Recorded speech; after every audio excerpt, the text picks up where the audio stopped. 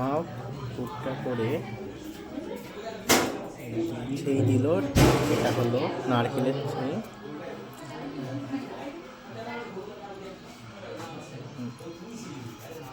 সুন্দর করে কি সুন্দর করে পুলি তৈরি করে ফেললো। এই যে এটা হলো ভাজা পুলি করছে মা, খুবই টেস্টি। মা পুরটা কী দিয়ে করেছো তুমি একটু বলো তো? খেজুরি গুড়, নারকেল কুড়া। মাই কি কাইটা কী দিয়ে করলে মা তুমি একটু বলো?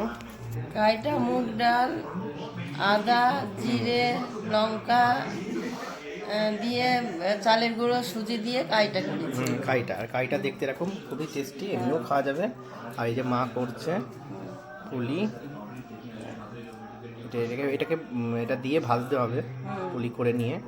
পুলিগুলো হয়ে গেছে, দেখো তেলটা একটু হয়ে নিতে হবে।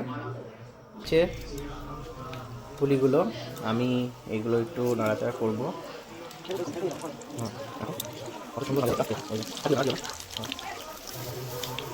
এটাকে বলে ভাজা পুলি। তোমরা যদি খাও, এই দেখো কিছুটা করা হয়েছে, এটা টেস্টি হবে, ইয়াম্মি একদম। দেখো 2 মিনিটের মধ্যে অনেকটা লাল লাল হয়ে গেছে। দেখো অনেকটা লাল লাল হয়ে গেছে, উল্টি পাল্টি দিতে হবে একটু। তোমরা করে দেখো।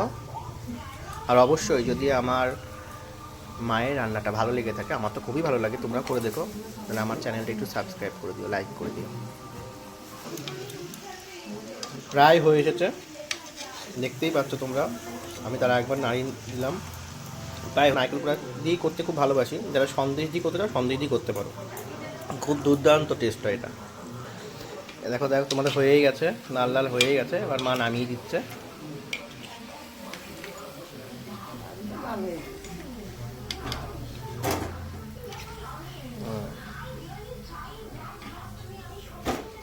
মা একটা ভেঙে দেখাও, তোলো। কত সুন্দর খেতে, দেখো তো দারুণ লাগে। খেতে হবে দুর্দান্ত টেস্টের ভাজা পুলি। আর ভাজা পুলি কীভাবে তৈরি করতে হয় আজকে তোমাদের আমার মা শেখাবে। আর এটা